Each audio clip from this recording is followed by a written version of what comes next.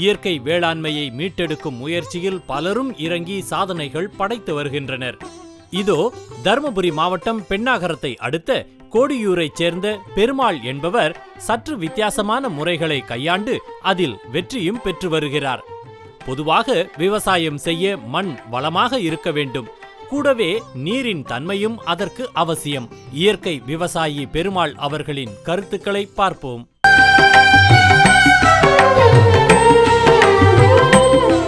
இயற்கை விவசாயம் பண்ணும்போதுங்கய்யா, நாட்டு மாட்டு மூலியமாக எல்லாருமே பஞ்சகவ்யம் அமிர்த கரிசல் எல்லாரும் செய்கிறோம். நானும் செஞ்சுட்டு தான் வரேன். முதல்ல செஞ்சேன். இப்போது ஒரு 5 ஆண்டு காலமாக தான் சமைச்ச உணவு சாப்பிட்றது இல்லைங்க. தான் சமைக்காமல் உணவு சாப்பிடும்போது இந்த மாதிரி இருக்கும்போது சிறப்பாக இருக்கும்போது நம்ம மண்ணுக்கும் நாம் சமைச்ச உணவு எப்படி சாப்பிடும், இந்த மண்ணுக்கும் சமைக்காமல் உணவு கொடுத்தோம்னா எப்படி இருக்குன்னு சொல்லிவிட்டு காய்கள் பழங்களை கொட்டைகள் எல்லாத்தையும் பழங்கள் காய்கள் மட்டும்தான் இதில் போட்டு ட்ரம்மில் ஊற வைத்து கோமியத்தில் ஊற வைப்பேன். மழை பெய்யும் போது மழை தண்ணியும் ஊற வைப்பேன். ஊற வச்சு ஒரு 10 நாளுங்க ஐயா நல்லா களைக்கணும். தினமும் களைக்கி விட்டு தண்ணி பாய்க்கும்போது ஒரு ட்ரம்முலையோ இல்லை பக்கெட்லேயோ வச்சு தண்ணி குதிக்கிற இடத்துல வச்சுட்டோம்னா அது அப்படியே தண்ணி குதிக்க அது அப்படியே பயிருக்கு எல்லா பயிருக்கும் எல்லா இடத்துலையும் போய் சேர்ந்துக்கிட்டே இருக்குங்கய்யா. அனுபவத்தில் பார்க்கும்போது உண்மையாகவே எல்லாத்தை விட அது சிறப்பாக நல்லா வேலை செய்யுதுங்கய்யா. செய்யும்போது பார்க்கும்போது அந்த செடிகளை பார்க்கும்போது பார்த்தீங்கன்னா, ஆஹா நாம் பழம் சாப்பிட்ற மாதிரி அதுவும் பழம் சாப்பிடுதடா, எவ்வளோ என்னடா ஒரு அருமை. நான் கொடுத்து முன்ன பார்த்தீங்கன்னா செவ்வகத்தி வெள்ளம் பார்த்துருக்கீங்களா, அந்த காய்களை பழங்களை சாப்பிட்டாலோ பூவை சாப்பிட்டாலும் இந்த பழத்தினுடைய சத்து அதில் போய் சேர்ந்து நம்ம உடலுக்கு சேருதுங்கய்யா. அதுக்காகவே நான் யோசனை பண்ணி கற்பனை பண்ணி பழங்களே விட்டால் எப்படி இருக்குன்னு சொல்லி தான் செடிகளுக்கும் பழங்களே கொடுக்கலாமே அப்படின்னு சொல்லிட்டு தான் நாம் இப்போ ஒரு வெண்டைக்காய் சாப்பிட்றோம் வச்சுக்கோங்களேன். அதில் காய் சத்து மட்டும் இருக்காதுங்கய்யா, நம்ம பழ சத்து பாருங்கய்யா. இந்த மாதிரி கழிவுகளும் இதில் நானே வளர்த்துக்கிறதுக்கான சில பழங்கள் நானே வளர்த்துருப்பேன். சில பழங்கள் வாங்கிட்டு வந்து போடுவேன். சில நண்பர்களும் பழம் வேஸ்ட்டாக இருக்குப்பா, காய்கள் வேஸ்ட்டாக இருக்குப்பா அப்படின்னு சொல்லிட்டு கொடுப்பாங்கய்யா. பாருங்கள், இதை பப்பாளி தோல், இதில் வெங்காயம், இதில் வாழைப்பழத்தோல், தக்காளி, மாதுளம்பழம் எல்லாமே இருக்குங்க. இதெல்லாம் கோமியத்தில் போட்டு ஊற வைக்கணுங்க ஐயா. இந்த மாதிரி அவங்க ஊற வைக்கும்போது இதை நம்ம தண்ணி பாய்க்கும்போது பக்கெட்லேயோ இல்லை ட்ரம்லேயோ போட்டு தண்ணி பாய்க்கும் அப்படியே விட்டோம்னா எல்லா செடிக்கும் போயிட்டு இந்த சத்து செடியில் வளர்ந்து அந்த உணவை எடுத்தோம்னா பாருங்கள் எப்படி இருக்குது உடம்புக்கு. அதனால் கண்டிப்பாக எல்லோரும் இந்த மாதிரி ஒரு வழியை கடைப்பிடித்து செய்கிறது சிறப்பாக இருக்குங்க ஐயா. எல்லோரும் வாங்கிட்டு வந்து போடணும் அவசியம் இல்லைங்கய்யா. ஒரு 5 சென்ட்டில் கொஞ்சம் கத்திரிக்காய், கொஞ்சம் வாழைப்பழம், ஒரு பப்பாளி, ஒரு பனம்பழம், ஒரு வெண்டைக்காய் எல்லாமே உங்களுக்குள்ளாவே எல்லாம் போய் வாங்கிட்டு செய்யணும். கண்டிப்பாக இயற்கை விவசாயிகள் நிறைய முதலீடு போட வேண்டியதாக இருக்குது. இதெல்லாம் எவ்வளோ கொடுத்து வாங்குறது என்னடான்னு அப்படி பின்னடையக்கூடாது. முயற்சி பண்ண அடுத்தது என்ன வழி, என்னென்னலாம் பார்க்கலாம், எங்கே செய்யலாம்னு சொல்லிட்டு உங்களுக்குள்ளே ஒரு குறிப்பிட்ட ஏரியாவில் ஒரு குறிப்பிட்ட இடம் ஒதுக்கி எல்லா காய்களும் எல்லா பழங்களும் வளர்த்து இந்த மாதிரி நொதித்த தன்மையோடு செஞ்சு கொடுத்தீங்கன்னா செலவு குறைவீங்க. அதில் பஞ்சைகள் செய்யணுன்னா கூட மற்ற செய்யணுன்னா கூட கொஞ்சம் செலவு அதிகம். அதுக்காக தான் சொல்கிறது, பஞ்சைக்கே என்ன வேலை செய்யுதோ அது இதுவும் வேலை செய்யுது, ஆனால் செலவுகள் குறைவு. அதுக்காக தான் இந்த வழிகளை நான் புதுசாக கண்டுபிடிச்சி நான் செஞ்சுட்டுருக்கேன். அதனால் சிறப்பாக வருது. நீங்களும் இந்த மாதிரி ஒரு 10 சென்ட் 5 சென்ட்டில் இடத்த ஒதுக்கி எல்லாம் வளர்த்து பழங்களை காய்களை ஊற வச்சு கொடுக்குறது ரொம்ப சிறப்புங்க அனுபவத்தில் பார்த்தது. என் இடம் வந்து ஏரியா வந்து உப்பு தண்ணிங்க. அந்த உப்பு தண்ணி நல்ல தண்ணி ஆக்கிறதுக்கு கிணத்துலேயே சில மூலிகைலாம் போட்டு செஞ்சங்கய்யா. நிறைய முதலீடு எடுத்து முடியல. இப்போ என் இடத்துக்கு தண்ணி குதிக்கிற இடத்து தண்ணி நிலத்தை பாய்க்கிறீங்களா, அந்த இடத்துக்கு எப்படி குறைவாக செஞ்சு நம்ம இதை மட்டும் பயன்படுத்திக்கன்னு சொல்லிட்டு குறைவான செலவில் கடுக்காய் ஊற வச்சுருக்குறேங்கய்யா. மலை கடுக்காய், ஜவாதி மலை கடுக்காய். இதில் நாட்டு சுண்ணாம்பு கொஞ்சம் கலந்துருக்குதுங்கய்யா. அதே மாதிரி ஊனாங்கொடின்னு கேள்விப்பட்டிருப்பீங்க, ஒரு மூலிகை, அதுவும் போடுவோங்கய்யா. ஊனாங்கொடி சும்மா ஒரு கிலோ போடலாங்கய்யா, இல்லை ஒரு 100 கிராம் போட்டால் போதும். இந்த அளவு இதில் வந்து பார்த்திங்கன்னா ஒரு 10 லிட்டர் இருக்குதுங்கய்யா. 10 லிட்டர் ஊனாங்கொடி 100 கிராம் போட்டால் போதும். சுண்ணாம்பு ஒரு அரை கிலோ போடலாங்கய்யா. போட்டோம்னா தண்ணி வந்து உப்பு தண்ணி, உப்பு மண் அது அழிஞ்சிருங்கய்யா. சிறப்பாக தண்ணி நல்ல தண்ணி ஆகிடும், நல்ல மண் ஆகிடும். இதெல்லாம் வந்து அனுபவத்தில் கண்ட உண்மைங்கய்யா. உப்பு தண்ணி மாற்றத்துக்கு இன்னொரு நண்பர் சொல்லி கொடுத்தாருங்க, ஸ்ரீபராஜி நண்பர். நுதித்தல் முறையாங்க. பப்பாளி, தக்காளி, வாழைப்பழம் 3 போட்டு நுதித்தன்மை போட்டிருக்குங்கய்யா. 5 நாள் வந்து டெய்லி கிளறி விடணும். இப்படி கலைக்க விடணுங்க 5 நாள். அப்புறம் 30 நாள் காற்று போகாமல் மூடி வச்சிடணுங்கய்யா. 30 நாள் கழித்து நான் மண்ணுக்கு பயன்படுத்தலாங்கய்யா. இல்லை கிணத்துலேயே கூட ஃபுல்லாக ஊற்றிட்டோம்னா செஞ்சு உப்பு தண்ணி மாற்றிடலாங்கய்யா. பயிர் வந்து நல்லா விளையுதுங்கய்யா. இது அனுபவத்தில் அவங்க சொன்னதுங்கய்யா, நான் ஒன்றும் செய்யலைங்கய்யா. இயற்கை விவசாயம் பண்ணும்போது உப்பு தண்ணி மாற்றுறதுக்கான வழிமுறைகள் கண்டுபிடிச்சி செஞ்சுட்டுங்கய்யா. உப்பு மண்ணை மாற்றுறது வழியில் கண்டுபிடிச்சிட்டுங்கய்யா. ஒரு சின்ன மாற்றம் நடந்தும்போது இதெல்லாம் செய்யும்போது அரசாங்கம் அவங்களுக்கு தேவைக்காக நம்மளுடைய தேவைகளுக்காக சில கோபுரங்கள் கொண்டு போனது, மின்சார ஒளி பெரிய கோபுரமாக. அதுக்கு சில இவ்வளோக்குள்ளே தான் விவசாயம் பண்ணணும், இவ்வளோக்குள்ளே தான் விவசாயம் வீடு இருக்கணும் அப்படின்னு சொல்லிட்டு சில விதிமுறைகளை சொன்னாங்க. சரி பரவாயில்ல, நம்மளால் அந்த கரண்ட் மூலிமா மின்சாரம் மூலிமா நிறைய நம்ம மனிதர்கள் வாழும்போது நல்லதாக பட்டுச்சு. சரி இதுக்காக நாம் எதுவும் தவறாக எடுத்துக்கூடாது இல்லையா? அதுக்காக இதுக்கு மாற்று வழி என்ன? எப்படி ரசாயனத்திலேருந்து இயற்கைக்கு மாற்று வழி கண்டுபிடிச்சோமோ அதே போல் இந்த மின்சார கோபுரங்கள் போகும்போது இதுக்கு மாற்று வழி என்னன்னு நான் தேடுதல் கண்டுபிடிச்சிங்க. அப்போ தான் எனக்கு ஒரு குழு கிடைச்சதுங்கய்யா. ஆத்தி மரம்னு ஒரு மரம் இருக்குதுங்கய்யா. அகத்தி மரம் அத்தி மரம்னு நினச்சிடாதீங்கய்யா. இது தரும் குறைவாக, ஆனால் ஆத்தி மரம்னு ஒன்று இருக்குது. அதை தேடி கண்டுபிடிச்சி நம்ம கோபுரங்கள் எதுலலாம் போதோ அங்கே எல்லாருமே இந்த ஆத்தி மரத்தை வச்சோம்னா இடி இறங்காது, மின்னல் தாக்காது, நம்ம மின்சார ஒளியும் கட்டுக்குள்ளே வச்சுக்கலாங்க ஐயா. அதிகமாக தாக்காது. ஆத்தி மரம் வச்சோம்னா கண்டிப்பாக நிச்சயமாக தாக்கவே தாக்காது. அதுக்கான வழிகள் கண்டுபிடிச்சிட்டேன். செடியும் விதை போட்டிருக்குதுங்க. நான் போடலைங்க, நண்பர் போட்டு வச்சுருக்காரு. செடி கொண்டு நட்டுருவேன். இன்னும் மேலும் செடி வேணும்னா எல்லாருமே நான் விதை போட தயாருங்கய்யா. என் நண்பரும் போட்டு கொடுக்க தயாருங்கய்யா. செஞ்சுருவோம். அதை எல்லோரும் பயன்படுத்துறதுக்கு முயற்சி பண்ணுங்கள். இதை பயப்படாதீங்க. அரசாங்கத்தையும் குறை சொல்லாதீங்க, யாரும் குறை. ஏன்னா அவங்கவுங்க மாற்று வழிகளுக்கு ஒவ்வொரு செஞ்சு தான் ஆகணும், எல்லோரும் வாழ்ந்து தான் ஆகணும். அதுக்காக மாற்று வழியில் இதை கண்டுபிடிச்சிட்டா நீங்கள் செஞ்சிடலாங்கய்யா. விவசாயம் என்பது எடுத்தவுடன் லாபம் ஈட்டி தராது. பூச்சி தாக்குதல், பூஞ்சான தாக்குதல் மட்டுமின்றி மழை, புயல் என பல்வேறு இயற்கை சீற்றங்களை கடந்து வர வேண்டும்.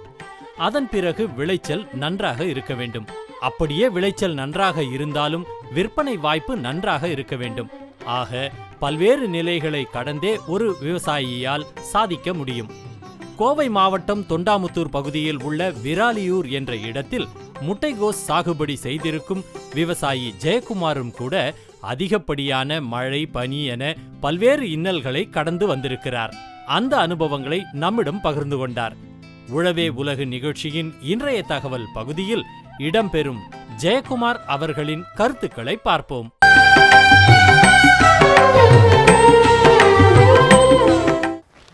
வணக்கங்க, என் பேர் ஜெயக்குமாருங்க. கோவை மாவட்டங்க, பேரூர் தாலுக்கா, தொண்டாமுத்தூர் பக்கத்தில் இருக்கிற வெள்ளிமலைப்பட்டினம் கிராமம், விராலியூரில் இருந்து வர்றேங்க.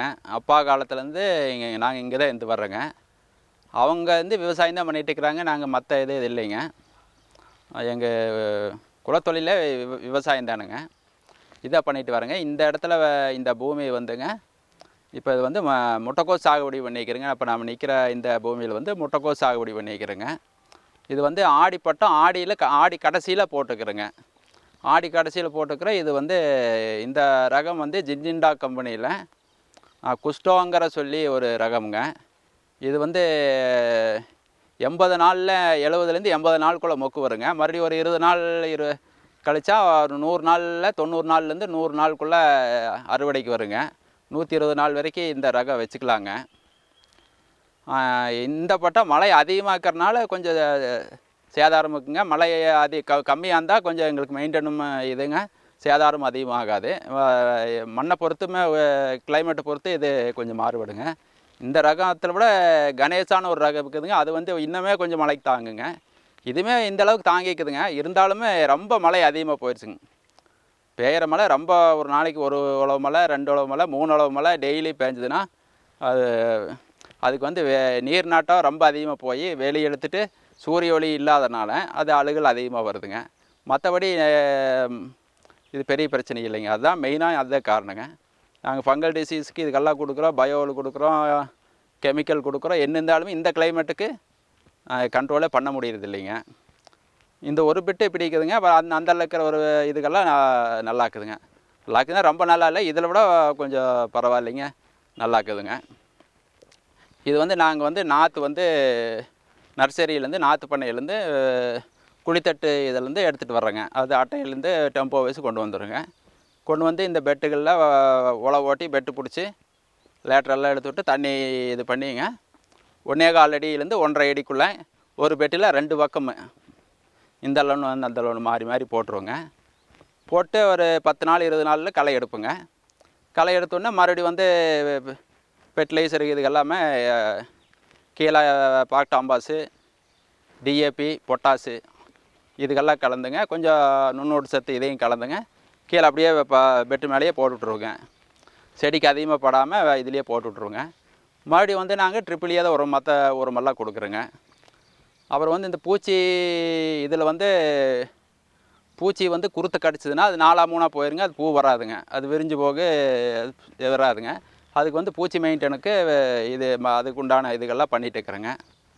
அப்புறம் அது போக புழுவும் இருக்குங்க, அந்த புழு இதெல்லாமே கண்ட்ரோல் பண்ணிவிட்டுங்க. அது போக இதில் விட பெரிய பிரச்சனை என்னென்னா இதில் வந்துங்க இந்த அழுகல் வந்து ஃபங்கல் டிசீஸ் வந்து ரொம்ப ரொம்ப அதிகமாக்குதுங்க. இதுன்னு இல்லைங்க, எல்லா இதுலேயுமே எல்லா கிராப்லேயுமே வருங்க, அது அதிகமாக்குதுங்க. அதில் வந்து நாங்கள் குறிப்பிட்ட இதையே சொல்கிறோங்க, அடிக்கிறோம், ஓரளவு கண்ட்ரோல் ஆகுது. மறுபடியும் கிளைமேட் மாறி போகுது, ஒரே மாதிரி இருக்கிறது இல்லைங்களா. பனி அதிகமாக திடீர்னு பார்த்தா ஒரு நாளைக்கு பனி அதிகமாக பெய்யுது.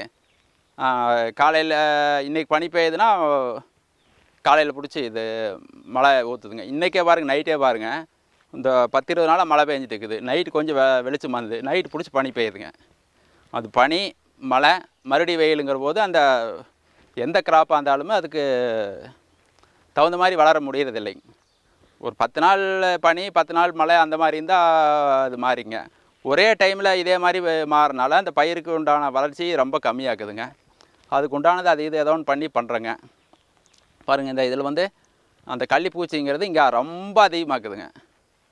இந்த செடிக்குள்ளே பார்த்தா ரொம்ப அதிகமாக்குதுங்க. அதுக்கு இந்த கிளைமேட்டுக்கு நம்ம காட்டிலையும் இந்த தட்டான் பார்த்திங்கன்னா ஏகமாக பறக்குதுங்க. இந்த தட்டான் வந்தால் ரொம்ப அதிகமாக இருக்குதுங்க, எல்லா பக்கம் இருக்குது. இந்த இப்போ வந்து ஒரு 10 11 மணி வரைக்கும் காலையில் இருக்குங்க. இந்த 10 20 நாள் அந்த மழை பெஞ்ச விட்டு ரொம்ப அதிகமாக வந்துக்குதுங்க. இந்த தட்டான் வந்து அந்த கள்ளிப்பூச்சியெல்லாம் ஒரு கால்வாசிக்கு மேலே ஒரு 30 இருக்கிறதுல 30% மேலே அதை சாப்பிட்றதுங்க. அது சாப்பிட்றதுனால எங்களுக்கு இந்த கள்ளிப்பூச்சி பெரிய தொந்தரவு இருக்குதுங்க. இந்த இதுக்குங்க இந்த கொஞ்சம் இந்த தட்டான் சாப்பிட்றனால எங்களுக்கு கொஞ்சம் அது பிரச்சனை கொஞ்சம் கம்மியாக்குதுங்க. இனி வந்து கள்ளிப்பூச்சி பெருசாக ஒன்றும் பாதிக்காதுங்க. மொக்கு வந்து இதாகிடுச்சு. இளஞ்செடியில் அது குருத்தில் இது பண்ணால் கொறிச்சி வச்சா அதனோட சத்தை சாறு உறிஞ்சிற தன்மையினால் செடியோட வீரியத்தை ஒரு 25லேருந்து ஒரு 30-40% பக்கமாக கம்மியாயிருங்க. அப்போ பெருசாக வரக்கூடிய இது அந்த 30லேருந்து 40%ங்கிறது அந்த வீரியத்தன்மையும் அப்படி தேக்குங்க, ஈல்டும் அப்படி இருக்குங்க. நம்ம கூடுதலாக மெயின்டைன் பண்ணி இது பண்ணி ஆக வேண்டிய சூழ்நிலைக்கு வருதுங்க. இந்த தட்டான் ஓரளவுக்கு இருக்கிறதுனால எங்களுக்கு கொஞ்சம் நன்மையாக்குதுங்க. இந்த சாறு உறிஞ்சும் பூச்சி சின்ன சின்ன பூச்சி இதுகள்லாம் அது சாப்பிட்ருதுங்க. இது வந்து இப்போ மொக்கு கட்டிடுச்சுங்க. இப்போ 80 நாள் 77 நாள் 75 77 நாள் பக்கம் ஆயிடுச்சுங்க. இன்னும் ஒரு 15 நாள்லேருந்து நாம் அறுவடை பண்ணலாம். நல்ல கிளைமேட்டாக இருந்ததுன்னா, வெயிலாக இருந்ததுன்னா பின்னியுமே ஒரு 10 20 நாள் வச்சுக்கலாங்க. இது வந்து மார்க்கெட்டுக்கு நாங்கள் தான் பூலுவட்டியில் மார்க்கெட்டுக்குங்க. அப்புறம் நம்ம இது கோஸை வெட்டி இது பண்ணி சாக்கு பையில் போட்டு அனுப்புவோங்க. அப்போ அனுப்பும்போது அவங்களுக்கு நம்ம கோஸ் பிடிச்சிருந்தா நல்லா இருக்கா, நல்லா இருந்திருந்தாங்கன்னா பின்னியும் ஒரு 5 மூட்டை 10 மூட்டை அப்படிங்கிறது கேட்பாங்க. இல்லாட்டி எப்பவும் போகிறது ஓரளவுக்கு ஒரு 10 மூட்டை அப்படித்தான் ரெகுலராக அந்த இதுக்கு தான் போயிட்டுருக்குங்க. இந்த இதில் மறுபடியும் அதைய எல்லாம் வெட்டிட்டுங்க, தோசை வச்சு வெளியே எடுத்து விட்டு மறுபடியும் இது வந்து ரொட்டாவேட்டர் வெட்டி ஓட்டி அமுத்திடுவோங்க. அமுத்திட்டு அடுத்த கிராப்பு இதில் வந்து வெங்காயம் போடலான்ட்டு இருக்கிறேங்க. எல்லாம் முடிச்சுட்டு மறுபடியும் எடுத்து வச்சுட்டு ரொட்டாவேட்டர் வச்சு ஓட்டி விட்டுட்டுங்க. அப்புறம் ஒரு 10 நாள் 15 நாள் கழித்து மறுபடியும் கொத்துலையோ 5 கொத்துலையோ அதுக்கு உண்டான இதெல்லாம் பண்ணிங்க, என்ன பண்ணணுமோ பண்ணி அப்புறம் அந்த டைமுக்குங்க ஒரு தைக்கு மார்கழி ஃபஸ்ட்டு ஜனவரி இதுக்கு ஜனவரி 1லேருந்து கடைசிக்குள்ளே பொங்கலுக்கு முன்ன பின்ன ஒரு 10 நாள் 15 நாள் முன்ன பின்ன அப்போ வந்து இதில் வந்து வெங்காயம் போடுங்க. வேறு கிராப் வைக்கிறனால வைக்கலாங்க, நாங்கள் வந்து இதில் வந்து வெங்காயம் போடலான்ட்டு இருக்கிறோங்க. அந்த போட்டை கொஞ்சம் வேசப்பட்டங்கிற போது கொஞ்சம் நல்லா செட் ஆகுங்க. இதில் பாருங்கள், இந்த நாற்று வாங்கினது நர்சரியிலேருந்து நாங்கள் நாற்று வாங்கினுங்க. இந்த ரகம் பக்கத்தால் ஒரு நண்பர் ஒருத்தர் வச்சுருந்தாருங்க. அவர் வந்து வரும், ஆனால் மழைக்கு கொஞ்சம் இதாக தான் ஆகு அப்படின்னு சொல்லியிருந்தாருங்க. சரின்ட்டு அவங்க நர்சரியில் கேட்டேங்க. அவங்க வந்து நல்லா வருங்க, செடியெல்லாம் நல்லா வருங்க அப்படின்னாங்க. ஆரம்பத்துலலாம் நல்லா தான் வந்துங்க. ஆரம்பத்தில் வந்தபோது ஒரு 10 20 25 நாளில் புழு பிரச்சனையுமே பூச்சி பிரச்சனையும் இருந்தது. அதுக்கு அவங்க சொன்ன இதுகள்லாம் பண்ணால் ஓரளவுக்கு அது கண்ட்ரோல் ஆச்சுங்க. அப்புறம் இதில் வந்து ஒரு 25 நாளைக்கு மேலேங்க அந்த ஃபங்கல் டிசீஸ் அப்படிங்கிற மாதிரி ஒரு மேலே வந்து அழுகிறதுக்கு அப்படியே இதாகிற மாதிரி பூ வந்து அந்த சைனிங் வரலைங்க. அந்த மொக்கில் வர இலையில் மேலே வந்து எல்லா இலையிலையுமே மேல் பகுதி கருகின மாதிரி வந்ததுங்க. அது என்னத்தனால வருது எங்களுக்கு வந்து அந்த சிம்டம்ஸு புதுசுங்க. இது வரைக்கும் வந்ததில்லை. நாங்கள் கோர்ஸ் அதிகமாக ரொம்ப காலமாக போட்டுக்கிறோங்க. 10-15 வருஷமாக. ஒரு வருஷத்தில் ஒரு டைமோ இல்லை 2 டைம் போட்டால் போடுவோங்க. ஒரு வருஷம் போடாமல் இருந்தாலும் அப்படி பண்ணிகிட்டு இருக்கிறேங்க. நாங்கள் இந்த மாதிரி இது சிம்டம்ஸே பார்த்ததில்லை. அப்புறம் அதையவே கேட்கணுங்கிற போது இது வந்து ஃபங்கல் டிசீஸு அப்படின்னு சொன்னாங்க. மறுபடியும் வந்து சரி ஃபீல்டை பார்க்க சொல்கிறேன்ட்டு அந்த கம்பெனிலேருந்தே அனுப்பிச்சி விட்டாங்க. நான் வாட்ஸ்அப்பில் இதெல்லாம் எடுத்துட்டாங்க. அப்போ நானும் எங்கள் நர்சரிக்காரருக்கு அனுப்பிச்சி விட்டேன். இந்த மாதிரி இதாக இருக்குதுங்க அப்படின்ட்டு. அவரும் வந்து பார்த்தாருங்க. இது வந்து ஃபங்கல் டிசீஸ் தான் அப்படிங்கிற மாதிரி சொன்னாங்க. எங்களுக்கு அதில் சரியான உடன்பாடு இல்லை. அப்புறம் இதையே எடுத்துகிட்டு போய் நாங்கள் மருந்து வாங்குகிற இதுகளில் அங்கே போய் கேட்டேங்க. அவங்க வந்து பார்த்துட்டு சரி இப்படியா இருக்குதுங்க அப்படின்ட்டு. அப்புறம் அவர் ஒரு இது வச்சுருந்தாருங்க. இப்போ ஃபோனில் பார்த்துட்டு இந்த மாதிரியெல்லாம் இருக்குதுங்களா அப்படின்னாங்க. ஆமாங்கண்ணா இதே மாதிரி தான் இருக்குது. இந்த கெடு எங்களுக்கு புதுசாக இருக்குது, நிறையா இந்த மாதிரியெல்லாம் வந்திருக்கு அப்படின்னு சொன்னேன். இது ஃபங்கல் விட நியூட்ரின் பற்றாக்குறையாக இருந்தாலுங்க வந்து நுண்ணோட்ட குறைபாடு இருக்கிறதுனால அதுக்கும் வர்றதுக்கு வாய்ப்பு இருக்குது அப்படின்னாங்க. சரின்ட்டு அவங்ககிட்டருந்து இது வாங்கிட்டுங்க. சரி நுண்ணோட்டமும் நாங்கள் சேர்ந்து கலந்த இது ஸ்ப்ரே பண்ணுவோங்க. ஒரு இது அடித்தோம்னாங்க, பூச்சிக்கு தனியாக, புழுவுக்கு தனியாக, அப்புறம் ஒரு டானிக்குங்க. டானிக்கு கொஞ்சம் வளர்ச்சிக்கு அதனோட வீரியம் அதிகமாக பாதிக்கிறதுக்கு இல்லாமல் செடி கொஞ்சம் இதாக்குறதுனால அதையும் சேர்த்து அடிப்புங்க. அப்புறம் இந்த ஒட்டு பசு போட்டோம்னா கொஞ்சம் ஸ்ப்ரெட் ஆகி கொடுக்குங்க. இதையும் சேர்ந்து அடிப்புங்க. அவர் வந்து சொன்னது இது நுண்ணூட்ட சத்து தான் குறைபாடாக இருக்குது, அப்படி ஒரு காரணத்தினால தான் வரும் அப்படின்னாங்க. அப்போ நாங்கள் வந்து அவங்க சொன்ன கெமிக்கலை தனியாக அடித்து பார்த்தேங்க. அது எடுபடலைங்க. ஓரளவுக்கு இதாக இருந்தது. 2 நாள் கழித்து மறுபடியும் தண்ணி கட்டோன்னே தண்ணி கட்டி ஃபெர்டிலைசர் விட்டுங்க. மறுபடியும் அது அழுகல் வந்துடுச்சு. இவங்க வந்து கரெக்டான இதில் வந்து இதாக சொல்ல அவங்க வந்து இங்கே வந்து பார்த்தவருங்க ட்ரெயினிஸுங்க. ஒரு 20-21 வயசு இருக்குது பையன். அவர் வந்தார். பாவம் அவருக்கு ஒன்றும் தெரியாதுங்க. சின்ன பையன் பார்த்தா ட்ரைனிங் முடிச்சுட்டு வந்துக்கிறாருங்க. அப்புறம் அவர் சொல்லியுமே எங்களுக்கு பாவமாக இருக்குது. அவர் சொல்லியுமே இது நாமெல்லாம் இதெல்லாம் பண்ணிட்டோம். அவங்க அனுப்புறவங்க இந்த மாதிரி பிரச்சனை இருக்குதுன்னா கம்பெனியில் வந்து ஒரு நல்ல இவங்களாம் அனுப்பிச்சுடுவானுங்க. இந்த மாதிரி புதுசாக பிரச்சனை இருக்குதாப்பா இதை பார்த்து அப்படிங்கிற போது கொஞ்சம் விவரம் தெரிஞ்சவங்க வந்தால் நாமளும் கேட்கலாம். இது மாதிரிலாம் எல்லா விவசாயிகளுமே எல்லாமே தெரிஞ்சுக்கணுங்கிற இதில் ஒத்துருமே இல்லைங்க. ஏதோ ஒரு 40% விவசாயிகள் ஓரளவுக்கு தெரிஞ்சுப்பாங்க. இந்த கெமிக்கலு ஃபங்கல் இது நோயினால் வருது, இது பூச்சினால் வருது, இது வேரழுகல், இது தண்டழுகல், வேறு கிளைமேட் சேஞ்சு இதனால் வருதுன்னு தெரிஞ்சுப்பாங்க. மற்றவங்களாம் பொதுவாக ஏதோ பண்ணிட்டு இருப்பாங்க. அப்புறம் என்னென்னு பார்த்துட்டு ஏதோ ஒரு இது அடிப்பாங்க. அந்த மாதிரி தான் இருக்கிறாங்க. அப்போ நாங்கள் ஓரளவுக்கு இருக்கிறவங்க இது என்னன்னு கேட்டு நாங்கள் யாருக்கிட்ட கேட்க முடியும்? மருந்து கடைக்காரர்கிட்ட கேட்க முடியுங்க. அப்புறம் அந்த கம்பெனிக்காரர்கிட்ட கேட்க முடியுங்க. கம்பெனிக்காரனா இந்த விதை உற்பத்தி பண்ணி கொடுக்குறாங்க பார்த்தீங்களா, அவங்களே தான் மருந்து வச்சுக்கிறாங்க, சீடும் அவங்களே தான் வச்சுக்கிறாங்க. இந்த ஆர்என்டியில் ரிசர்ச் பண்ணி 6 மாதம் 1 வருஷமாக பண்ணி இந்த இதையை லான்ச் பண்ணுறாங்க. லான்ச் பண்ணுற போது இந்தந்த பிரச்சனை வரும், இது இப்படியெல்லாம் இது பண்ணணும், மெயின்டைன் பண்ணணும்.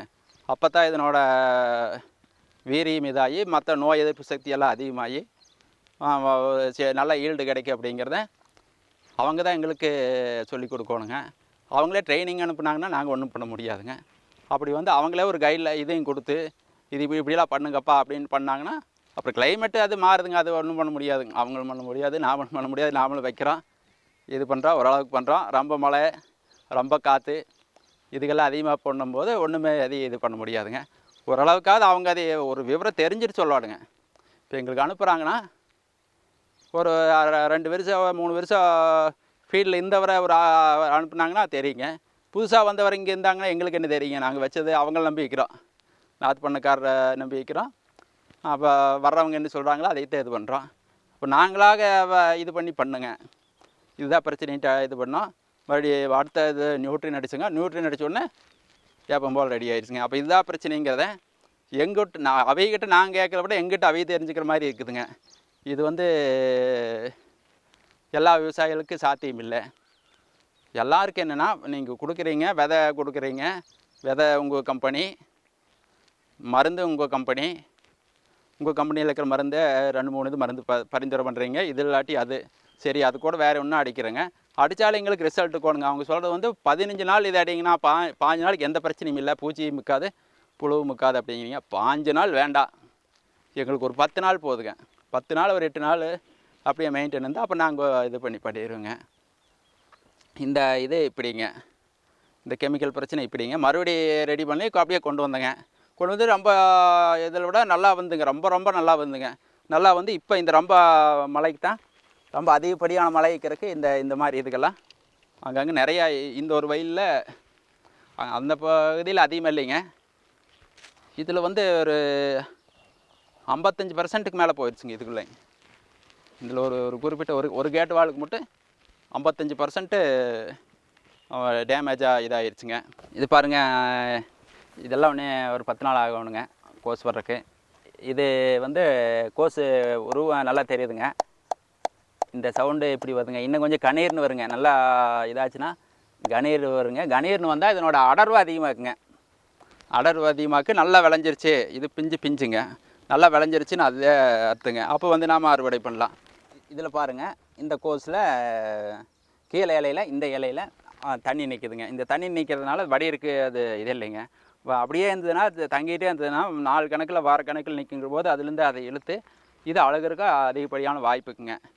இப்படி இல்லாமல் இப்படி இதாக இருந்ததுன்னா அப்படியே வடிஞ்சு போகுதுங்க. இப்படி வடிஞ்சிருச்சுன்னா இதாயிருங்க. இல்லாட்டி அழுகலுக்கு வாய்ப்புக்குங்க. இல்லை மழை இல்லாமல் இருந்தால் எங்களுக்கு நல்லா இதுங்க. இது வந்து இப்போ வந்து 3/4 கிலோ சைஸில் இருக்குங்க. இப்போ வந்து 3/4லேருந்து 1 கிலோக்குள்ள இருக்குது. இதே வந்து மழை இல்லாமல் இருந்தால் 1.25 கிலோ பக்கமாக வருங்க. கொஞ்சம் காஞ்சி 1 வாரங்கிற போது 1.25லேருந்து கொஞ்சம் 1.5லேருந்து 1.25 கிலோ அளவுக்கு இது வருங்க. இதெல்லாமே அப்படி தானுங்க.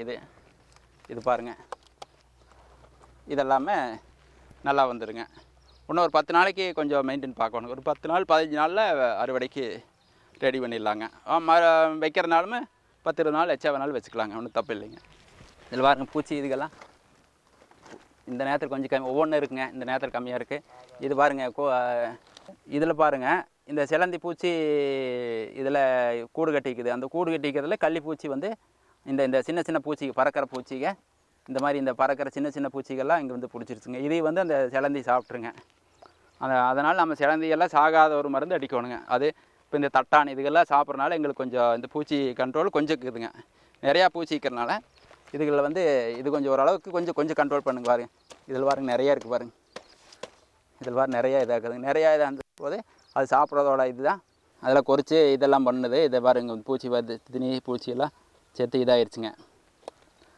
இதுக்கெல்லாம் இதில் நிறையா இருக்குதுங்க. இதுகள் தான் கொஞ்சம் கண்ட்ரோல் பண்ணணுங்க. இந்த தட்டான் வந்து ஓரளவுக்கு கண்ட்ரோல் பண்ணுதுங்க. இது வந்து கொஞ்சம் அப்படியே சாப்பிட்ருதுங்க. இந்த மாதிரி இந்த பூச்சிகள் இதுக்கெல்லாம் பாரு, இதில் பார்த்தீங்களா மேலே உட்காந்துதுன்னா அந்த இதுங்க ஃபங்கல் கூட இது கூட ஃபங்கலும் சேர்ந்ததுன்னா இந்த மாதிரி கருப்பாக போயிருங்க. அப்போ வந்து நோட்டை கம்மியாக இருக்குது. இந்த இப்போ வந்து புழுனால பிரச்சனை இல்லை, இந்த பூச்சினால் உட்காருது இதுங்க. இதை ஓட்டை கட்டி இருந்துன்னா மழை தண்ணி அப்படியே நின்றுச்சுன்னா காயாமல் அழகுக்கு வாய்ப்புக்குங்க. இந்த மாதிரி இருந்தால் நோட்டம் கம்மியாகுங்க. ஒரு இலை 2 இலைக்குங்க, அப்புறம் உள்ளக்கிற இலை நல்லா இருக்குங்க. பாரு, இதே பாருங்கள், இது ஒரு சிம்டம்ஸுங்க. இது வந்து செடியில் சின்ன செடியில் பூச்சியோ புழுவோ கொறிச்சிட்டா அந்த குருத்தை கொறிச்சிட்டாங்க. இந்த மாதிரியெல்லாம் இதில் வந்து அதிகப்படியாக வருங்க. இது இந்த மாதிரி 2-3 போயிருங்க. அப்போ வந்து நம்மளுக்கு ஈல்டு கம்மியாகு. இது அதை வர அங்கே ஒன்று இருக்குது பாருங்கள். அது மாதிரியெல்லாம் இது வந்து டேமேஜுங்க, பெருசாக வராது. இதில் 4-3 கிளையாக வருங்க. இதில் வந்து நாங்கள் 1 விட்டுட்டு மற்றெல்லாம் ஒடிச்சு விட்ருவோங்க. ஒடிச்சு விட்டா எல்லாமே ஒரு 1/2 கிலோ சைஸ், இது சின்ன சைஸாக வருங்க.